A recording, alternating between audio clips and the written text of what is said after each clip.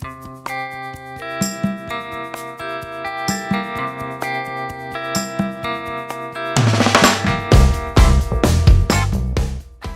and welcome to the very first episode of the Odyssey podcast, where we explore the journeys of people through life and business. I'm your host, Jeremy Molly. Our very first guest up today is a great man by the name of Laurance Romano. Now, Laurance is the owner of the Romano's Pizzeria franchise, which was established 7 years ago. It has 2 pizzerias over in the northern suburbs, and it's home to some of the finest pizza in all of Perth. But of course, all this didn't happen overnight, and that's why we've got Laurance here today to speak with him. Laurance, thanks for coming in to speak with me. No worries. So before we get started talking about what you're up to in this stage of the business, let's actually go back to where you started. So after high school, you trained up to become a chef, and before beginning Romano's, you were fully qualified by that point. What actually drove you to that profession? Yeah, well, I did a lot of cooking classes in school. It was one of my main subjects, you could say. Not necessarily maths, English, and spelling, you can definitely say. When I was in my cooking class, it was something that I really sort of enjoyed. I love to eat. I love to cook food. When I was in year 10, I had a job just up in a local restaurant. And there I was doing 20 hours a week after school and on weekends. And I could see how much money I was earning working in this job. And from there, that just pushed me forward even more. I didn't finish year 10. I actually left halfway through because I had this desire to cook and be a chef, and then I always wanted to sort of own my own business. So it sort of began at a pretty young age for you. Yeah. I mean, I probably 8, 9, I was working in a fish and chip shop a couple nights a week, and I still remember getting paid every week. I used to hide the money in my drawer because I always wanted the money for pocket money on the weekends. I could go out with my friends, can buy what I want. When you work and earn money, you can have the things you want in life. Going from that, you said you even from a young age you thought that it would be great to have your own business. At what point did you actually go, yep, I want to launch my own business, and why did you make that decision? So after becoming a chef, fully qualified, I was working in a few different restaurants and running them as head chef. And you see the sort of level of work that you do as a leader in a business. And I thought, if I'm doing that for someone else, why not do it for myself? And that's when I thought, let's give this a crack. So you had a taste of actually basically running the restaurants and things like that. Yeah, that's correct. Yeah. So and dealing with all the staff and things like that. Even though there's a whole load of different level of responsibilities having a business, I still had that desire to push and open up one. So you actually started the business at 22, right? No, so I had my first at 18. I bought my first shop at 18. I was 18 and a half. I tackled that. So that was my first one in Ashfield or Bayswater. And then a few years I sold that, and then I moved on to up here in Connolly, and that's when I started the Romano's brand at 22. Yeah, right. So because you were 22 when you started that business, did you find that you faced unique challenges because you were relatively young starting out? Yeah. So age was a huge thing, because trying to get a lease to any shop at that age, people sort of turn their nose to you as if this person doesn't know what they're doing. And then obviously secondly is there's the money. Not many 22-year-olds have the money to be able to buy into sort of businesses at that sort of level. When I first started, the only way I could get into was a business was through vendor finance. So what that is when the seller of the business wants out of the business. Now, this could be desperate times, not well, business not going so well, and they actually finance you the money to be able to get into the business. So we have an agreement between two parties where we settle on this amount for the business, and I pay it back monthly with a small interest to the old owner, which is still a better rate than what if you got a loan from the bank, and if the bank would even lend you it to start with, because that's the hardest thing, is the banks will not lend you unless you've got equity. And if you've got equity, why not just use the money itself? At this point, you actually own 2 stores under the franchise. But what were some of the obstacles you faced when you first opened the Connolly store? So you touched on that, getting a lease. That was a big obstacle. But were there others involved when you actually first opened the store? Yeah, so the lease is always the main thing, and then I've got obviously funds as well. But as I was looking into the store when I first bought it, it wasn't doing too well. So you're going into a business where it's already declining in sales. So you need to tackle that, and hence of can you get this business back on track? You got to have a lot of belief in yourself to do it. Get past that point, if you truly believe in what you can do in within business and your product and yourself, you can make it work. I still remember my first Friday night. It was busy, and I had this customer come up to me while I was making pizzas at the front. And he said to me, "Oh, there's been a lot of people come through this shop. I don't think you're going to make it either." Now he's a regular customer every week. He gets the same pepperoni pizza. So it just shows that, like, if people will put you down. People will say, "Oh, no, you don't know what you're doing." But if you truly believe in yourself, give it a crack. Yeah. It's probably worth noting for some people that the reason I know Laurance is I actually worked for Laurance in the Connolly store when it first started. That's correct. And I actually remember when you first came in, when you were in the process of actually buying the store, and I was working for the previous owners, of course. And I was at the back doing dishes, and I just remember you being there, and because you were fairly young, I was like, "Oh, is this guy working here? What's he doing? And why isn't he helping me? I'm just doing all this work and he's just standing there." But yeah, and then you ended up buying it and kept me on as well. And I remember that first Friday night as well, and it was hectic. It was incredibly busy.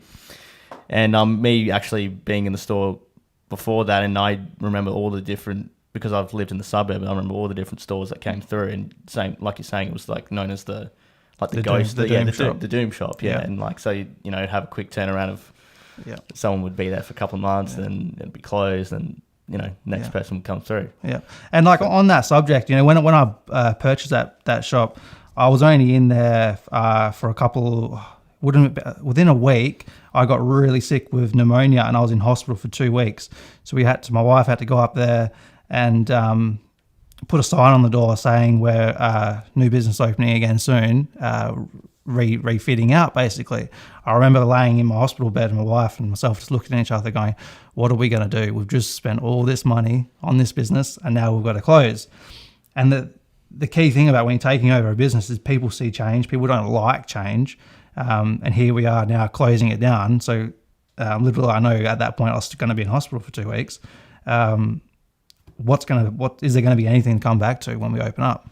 And lucky enough, the community got around us, and here we are today. Yeah, it must have been quite scary in that first situation, especially if you're closing down. You're just wondering, is there going to actually be people at the door when you first open? Yeah. So that's a challenge to face. So moving on from that, it's often said that the first year of business is the hardest. Were there some days or even weeks during the first year that you found especially challenging? Obviously, the beginning, like you said, but were there other points further on down the track that you would say that you remember that stick out in your memory that were particularly difficult? Not necessarily. When we got back in there and I guess you could say push hard with advertising, things like that, we were able to control the situation. We had to do what we had to do to get the word out that yes, we are open. We're back. It's a new business model where we had delivery, where the old owner didn't do delivery.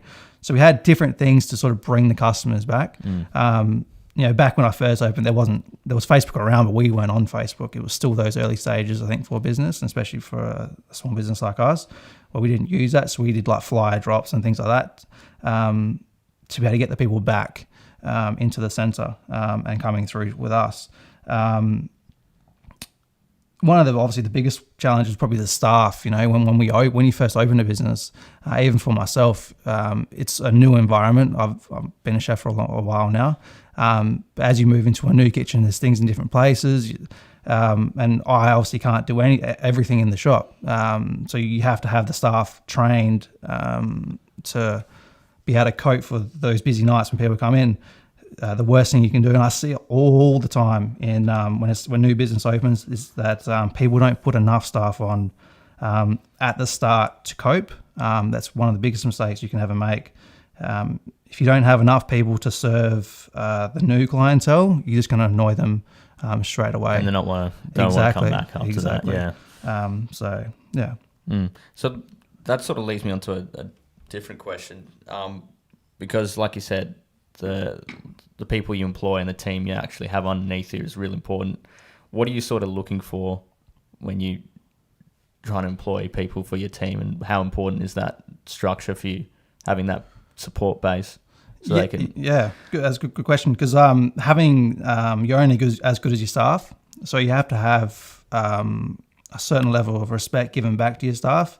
So in terms of training them and making sure when they come in they are confident. Keeping in mind whenever you're starting a new business, your train of thought is you're going to be busy. If you're doubting yourself already at the start, saying, why not be busy, so we won't put as many staff on, you're already going backwards. So from the get-go, we're going to be busy, we're going to do this much, I've done my research, we need to get this many staff to be able to cope, we need the staff to be able to do this, this and this. Can they do it? You know, can they answer the phones confidently? And I've seen a lot of people over the years where they're just a little bit too shy, or just a little bit too early to do that face-to-face interaction with grown-ups. So staff is a key issue in all businesses, not just food. I mean, I specialize in the food industry, but I could see it across any market that staff play a big part in what happens within the business. Yeah, because like you said, you can't do it. Like, it's not possible for you to do everything, so you need to have people that exactly can. And I know at this stage, obviously, you like it's in the early days, you would have been there every single day, every single hour, like taking care of not only the like sort of broader business side of things, but also the day to day, like, you know, preparing food and things like that. You know, but whereas this stage, I assume you sort of focus more on the broader stuff where you rely on people to manage the more day-to-day side of things. So how did you get to that stage? So once again, it gets to that point where I can't do everything. So I'm lucky enough to have a manager with me for the last 7 years now. He's Ben. He started with me back over in Connolly, just as a driver actually. And we trained him up to eventually he moved over to Ellenbrook with me, and he's managed there since, and he's still with me today. We've recently just taken on another sort of senior staff member to sort of get more closer with myself and help me with the company's expansion.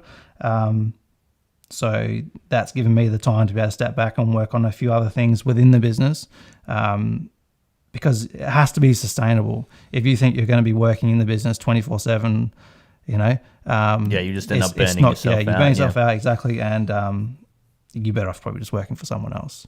Because by the time you weigh up what you can actually really earn by work all those hours, is it really worth it? Because like even if on the one hand you did have, you're making a lot of money in that area, you got no time to actually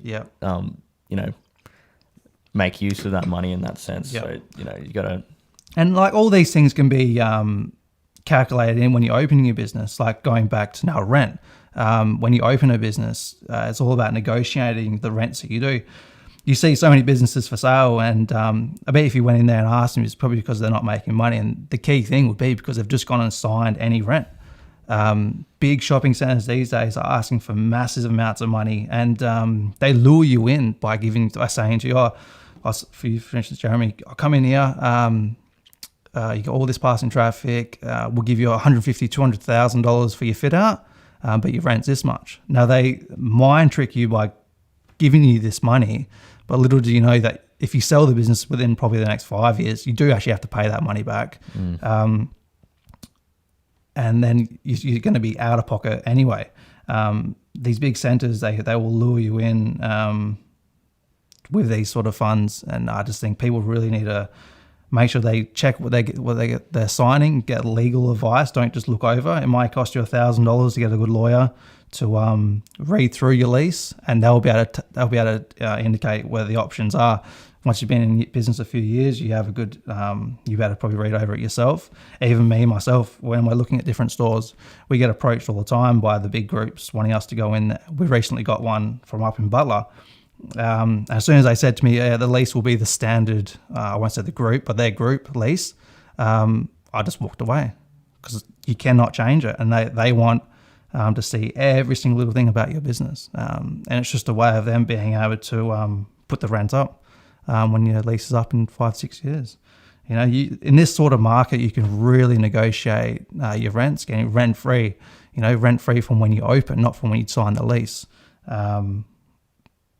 So always double check those little things because they all play a part. If you can get 6 months rent-free, that money you were going to pay on rent, you can have that extra staff when you open so you can keep the customers satisfied. Yeah, so you can get and actually build up that base early on. Exactly. And then you can focus on that later. And like I said, the biggest thing is making sure you don't get that rent-free until you open. It could take you 3-6 months to open your shop. Then you've used all your rent-free for your fit-out.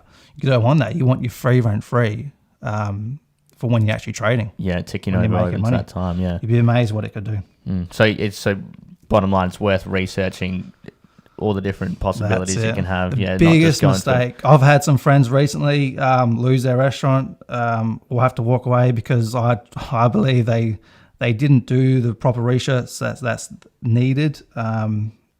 Signed leases that are too expensive, rent that's too expensive, in a way that, for instance, in the food game, in the restaurants, to recover that sort of money every week, how many tables you need to turn over, how many staff you need to turn over those tables.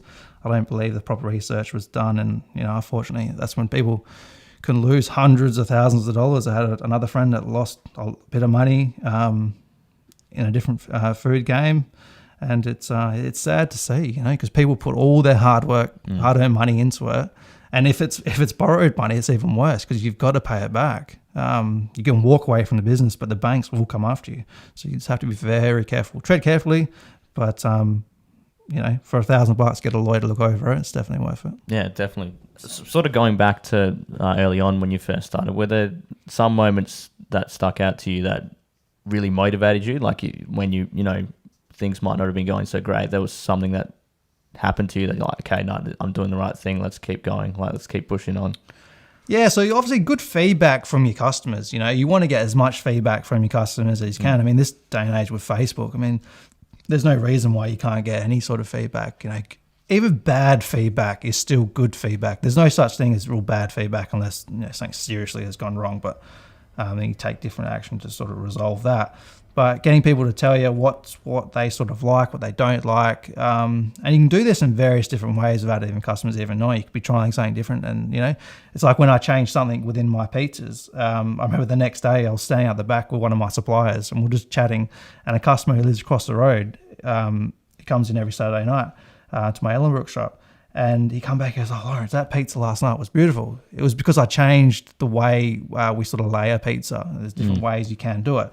And from there, we actually stuck to that system, and now we continue that on now. And so you can try little different things, and some people might not like it, and you can always adapt and change things back. But you have to step out of your comfort zone and try new things, because that's how you get confident in moving forward. If you just stick to the same old thing, you're never gonna. You're always gonna be stuck in a rut. Yeah, right. So, how much time would you say you have spent on the product, like even on the early stages? Like, is it, even over the years, like you said, you've changed things, but originally, like the like sort of recipe, so to speak, of the pizza, like how much time did you spend on nailing that down? Quite a while. Like you could say quite a while, because as I've learned different recipes from working in the industry, and even people I know in the industry, people that have been had pizza shops for 30 years, I learned different things from them of ways of doing dough and how long you should let it prove for, or where you should let it prove, what you should add into it.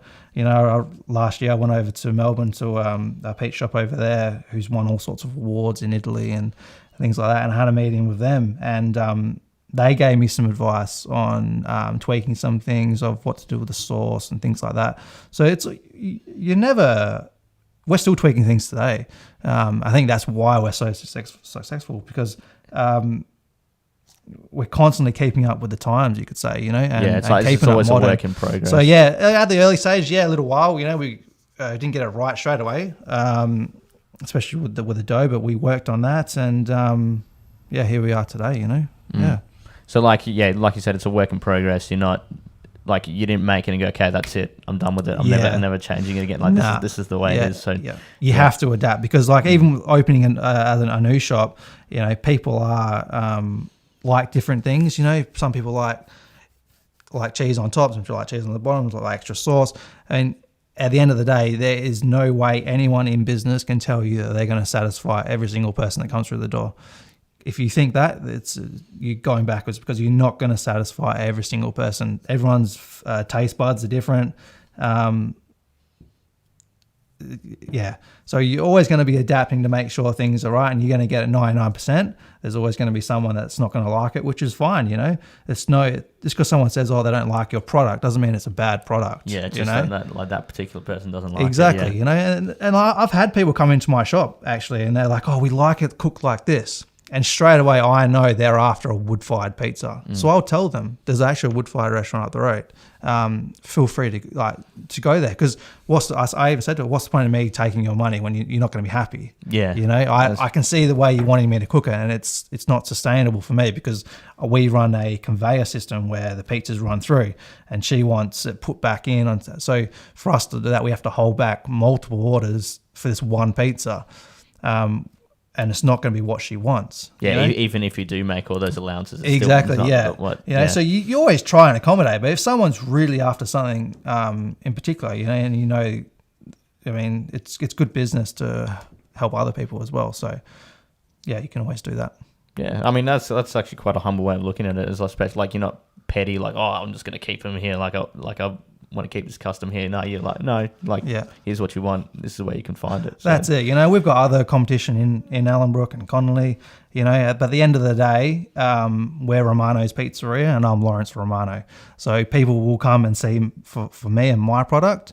A pizza shop can open next door. People say it's competition. Oh, look, you might lose a couple, but at the end of the day, people want what I bring and what we bring as a brand.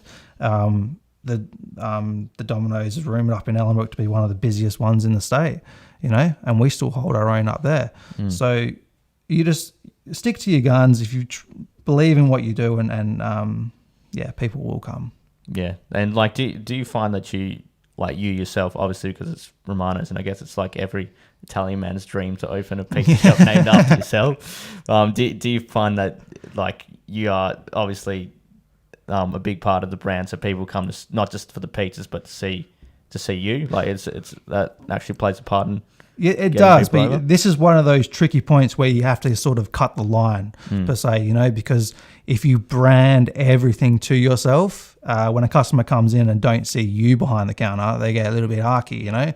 It's like I went to Jamie's Italian restaurant when he opened here in Perth, and I went in there. I was like, I'm paying this sort of money, and he's not here himself. We don't really go back. We've only been a couple of times, but you got to be careful of how much you brand it to yourself. Unless you're a huge, big brand, but someone like myself, we're still a very small fish in a very big pond. But you just have to be careful of where you brand, and that's what we did up in Ellenbrook. Connolly was very branded to myself, and a lot of the customers know me. I still walk around the area, I walk through shops, people come up to me. I was in Woolies the other day buying some steak, and a customer tapped me on the shoulder and said, "Oh, is that for the pizza?" Unfortunately, I didn't actually know the gentleman's name, but people do recognise you. Yeah. So when we opened Ellenbrook, that's when we brought Ben over, and obviously now with Neil, and people still see me there. I'm still there all the time, but they deal with the day-to-day things for me, and I'm working on the business, not necessarily in the business 7 days a week. I guess, yeah. So how do you sort of tiptoe that line then of it being, Romano's and not just like Laurance's like shop. Like you still like having a presence there, but not overshadowing the whole, like what the brand really is. Yeah, it's just certain things of what you can do within the shop, and with your managers, I had this for a long time of me trying to do every single little thing and not letting the managers do what I pay them to do. So I'm still there. This might be in the background. I'm still making. Instead of me up front making the pizzas, I could be taking a delivery. I could be rolling the dough. I could be washing the dishes. Right. I still get in there and wash the dishes. Your presence is still there, but you're not telling everyone what to do at that particular time. You're just letting them do what you've trained them to do. That's correct. And even if I'm not there at night time, I still have the cameras on my phone. I'm still watching them, and I message the managers and things like that if I don't see something right. So I might not be in the shop, but I like I tell my staff, it's like Big Brother. The boss is watching. Big Laurance. The boss is watching. So and they all know that, and I'm very lucky to have the staff that I do. So I'll say that all the time. And no matter what I do, I praise my staff because I believe we've got one of the best teams around. Mm. On that note, like even when you're not there, do you sort of struggle to really step back? Like, do you find yourself having that at the back of your mind, like that? The shop's running at this night. Like, what's going on? Like, is everything okay? Yeah. Like, do you find that hard to actually, when you're not working at the shop, to actually relax? Like, it's there's no way anyone can tell you that when they've got serious money invested in a business that they can just switch off and go on a holiday and things like that. There's no way that's possible. Recently I was over in America for this conference for this new thing I'm doing at the moment, and I'm constantly looking at my phones, and to do with the time difference, I was up to 1-2 o'clock in the morning watching, making sure I couldn't switch off and sleep, and throughout the conference during the day I was, my eyes would go, or if I was falling asleep as I was walking around, and but no, you can never switch off, and to be honest, I never want to. My managers tell me all the time, you've got to stress less, the place will still be, but when someone's got money on the line and not necessarily something that we've built up from nothing, it wasn't a business that we bought that was making money. I've never bought a business, and I never will buy a business off someone that's wants money for goodwill of what they've built, because I believe I can go into any business and I will turn it around. So we put a lot of our time and energy at the start, so it's hard to sort of let go. So, but you can never switch off. That'll never happen in my world. Because like you said, like it is sort of, it's still your business, your name out there. Like it's your reputation. Yeah, it's your baby, Yeah. And business is cruel. Business is very cruel. It can be good one day, and the next day, we know it long enough. I know roughly what sort of customers are going to come in the next few weeks, but things can get messed up. Things not doing right, staff not checking things properly, having things neatly in the call room. Twice a year, you get the health inspector out, regardless. They will rock up no matter what. We actually pay for it. Every food business in Perth pays to have the health inspector come out. People will walk into a shop and see a health inspector there. I think something's wrong. It's not. It's actually, we actually pay them to come out. It's the law. It's $300 a year. I actually think that's criminal, but it is what it is. And it's good because it keeps businesses in check and to make sure that places are clean, But yeah. So you ran the Connolly shop for how long? It was about nearly 2 years, yeah. And then I opened Ellenbrook. Yeah. So when you moved to Ellenbrook, was it difficult stepping out of the comfort zone of what you'd built up in Connolly and starting not completely from scratch, but starting a new shop? Yeah. Like from scratch. Like was it hard, considering that it was a different suburb and everything like that? Was it difficult starting that up? Yeah, it was. And like I said, that's another good point, because in business, people often have very successful shops and they think, we can mimic that. Yeah, we can open up here, open up there. But what people got to understand is, as soon as you go to a second shop, you can only be in one. And that was my big, that was one of the big things that we really thought about at the start. What if something went wrong in the other store, where I can only be in one. So yeah, that plays a big part, you know, and that's when it comes back to your team and having the right team around you, and doing that. So yes, that's the biggest thing I'd even say to anyone has a really successful business and they want to open more. Just always think in the back of your mind that you can only be in one place at one time. You can have the best managers in the world, but gastro will get everyone. You know, if all your gastro went through someone because they were out on a holiday or came back and sick, and then do you have enough staff to really cover everything? Because like I said, you can't split yourself in half. So we made sure from that point we had extra staff within Connolly, and then making sure I got enough staff in Ellenbrook. And that going back to that point of me not branding it so much to myself, you know, still knowing that it's me and my product and what I bring as a businessman and a chef to the industry, making sure we got enough staff to cover and people see other people making, not just me. All trained by myself. No one makes any pizzas in our store unless it's trained by myself. So when we decide, we're going to move someone else up, we don't change our pizza makers around very often. There's virtually the same few people that make it. So we have 3 main people in Ellenbrook that make, not including myself, 2 managers and 1 other staff member that is trained to do pizzas. We let other people have a go during quiet times, but it's while next to one of the trained staff. So, so we make sure we made adequate amount of staff to be able to make sure, someone's sick, someone's gone away on holidays, we can cover it. And I guess that comes down to, like you said, the planning and the making sure you know. Doing your research, knowing exactly what you're going to need. One of the biggest phrases you'll hear is, if I'm working it, it's free. But if it's free, like there's no such thing, because you've got to be paid, you know, and it's got to be sustainable. If you want, would you work for someone else for free? Yeah, it's like it's your time and your labor. Exactly. So like you have to allocate, into your pricing of all your products, is that you have to be paid. If you get sick and you can't work, someone else is going to have to do that. So if you price it on basically, I'm doing it, it's free. That silly quote. That's you're definitely going backwards there. Yeah, so that's a good point. And moving up into Ellenbrook, it was an empty shop, so that had no trading, whereas Connolly at least was a business. It was just a run-down business. So we took a big risk, and it was a totally different demographic of customers.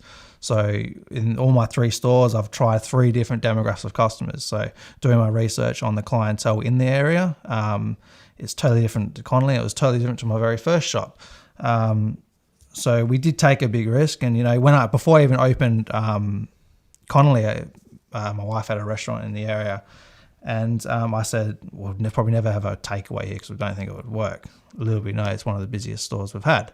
So just stepping out of your comfort zone again and taking that risk, calculated risk. Do your calculations. Is it going to be worth your investment? And go from there. There was 5 or 6 other pizza shops there at the time, and one of them rumored to be one of the busiest Domino's in the state. So, we took a big risk, but once again, I believe in what I do and what I bring to the business, and here we are today. So on that, it's been coming on more than 7 years now that you've been running the Romano's brand. What would you say is the highlight so far of your career?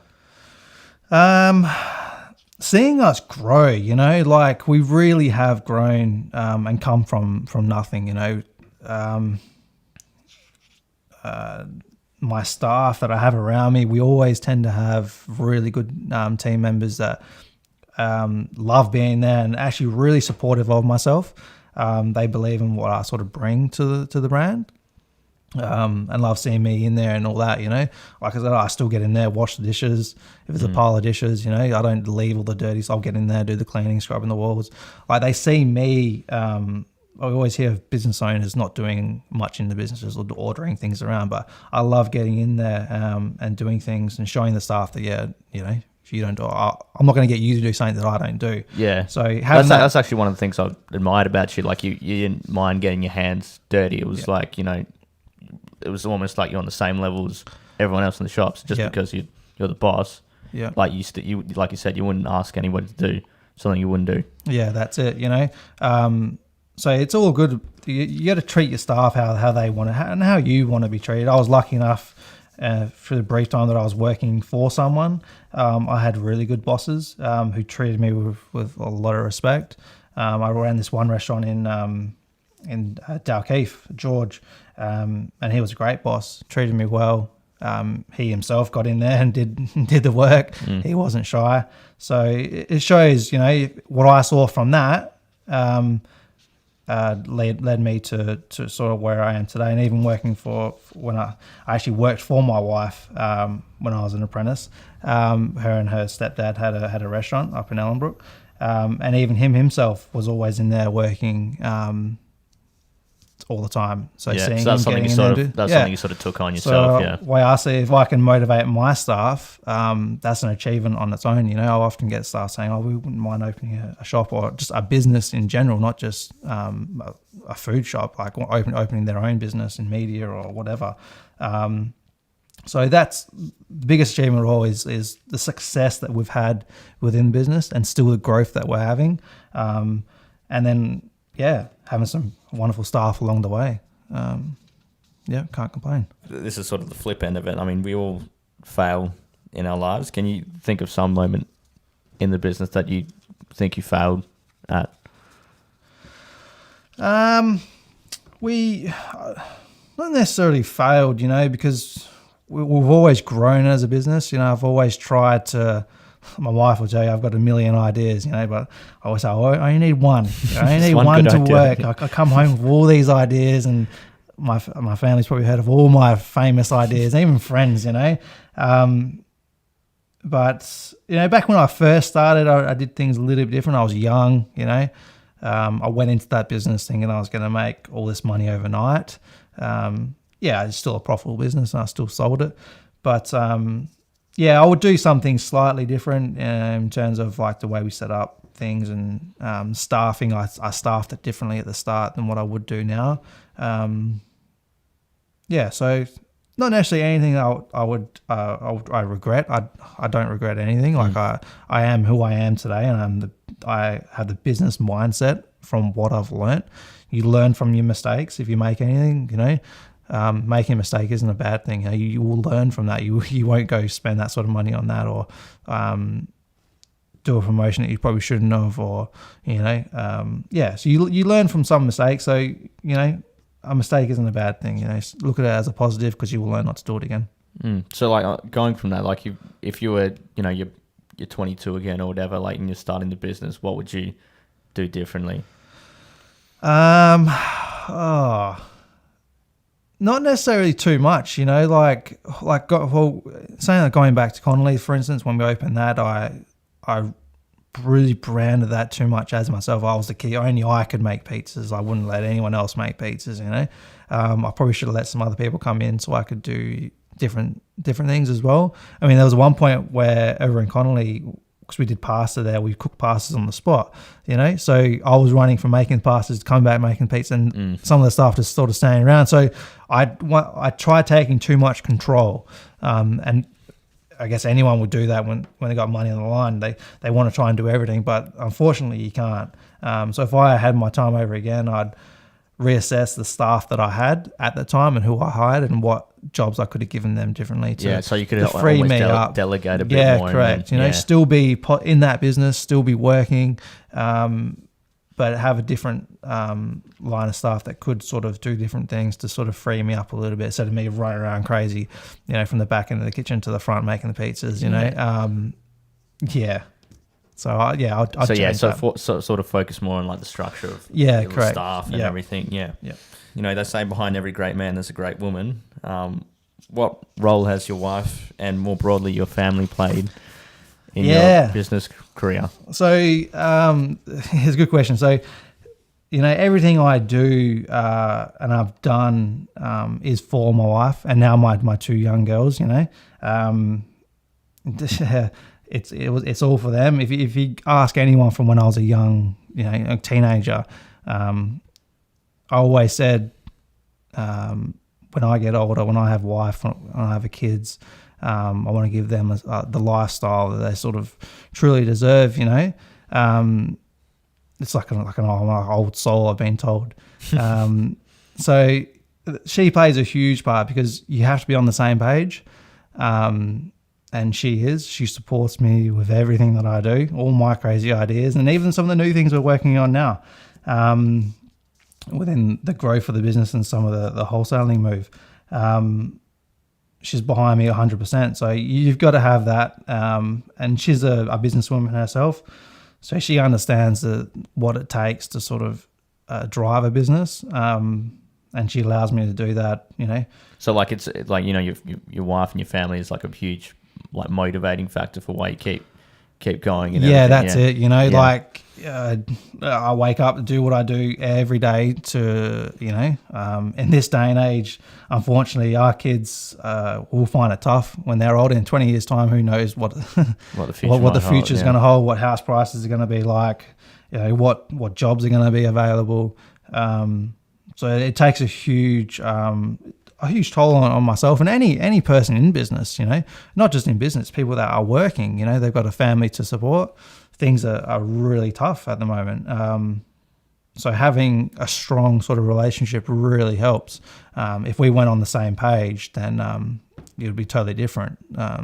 Would I be where I am today? Probably not, you know, because she keeps me motivated. She allows me to do the things that I need to do. So, yeah, by having a very good relationship, which I'm lucky enough to have, I'm able to do the things I need to do. What does the future hold for Romano's Pizzeria? What do you sort of have planned down the road? So we're working on a few things at the moment. Like we've wanted to try and expand our brand for a little while now. We're going to try and kick that off again. We've got a team of people working on that at the moment. I've got a conference next weekend. They're going to give me an update of where we're sort of at. So we want to hopefully at the start of next year open up some more stores, and we'll see where we're going. I'm working on another thing at the moment, still early stages, so we'll get back to that when that sort of kicks off. Still within the pizza, still within the brand, but this will actually help other people in the industry because a lot of suppliers are taking the mickey at the moment, and we're going to try and change that. So we'll see where we're at. Brilliant. So you got exciting times ahead for you. Yeah, exciting times ahead. We've got a few things planned. And, you know, this is where taking on Neil plays a big part within my company because it takes that little bit of stress off me having to sort of deal day to day with the staff if someone's sick, can't make it in, things like that. So he deals with that end of the business for us. And you can focus on more like big picture, like expansion sort of that's things. Correct. Yeah. You know, I can go in there for a few hours at night time, do what I need to do within the shop, and then still work on the stuff I do during the day. So, yeah. Brilliant. Yeah. So I've just only got one more question, Laurance. What's your favourite pizza? Everyone asks me that, you know, because it has to be asked, doesn't it? Yeah, I mean, like I like a meaty sort of pizza, like mine's the Western style, and I'll chuck some barbecue sauce on that. You know, like everyone says, people really like pineapple. I mean, I buy pineapple by the pallet load. So yes, people do like pineapple. Unfortunately, pizzas today are made to suit the Aussie clientele, you could say. Yeah. You know, if I served the actual traditional Italian pizza, people would bring it back to me and go, "What's this? Where's the top?" I'm still hungry after three pizzas.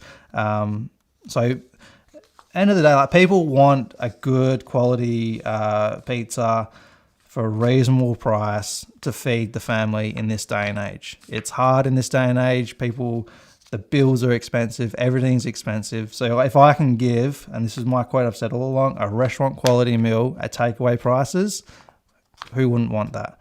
So that's what we deliver.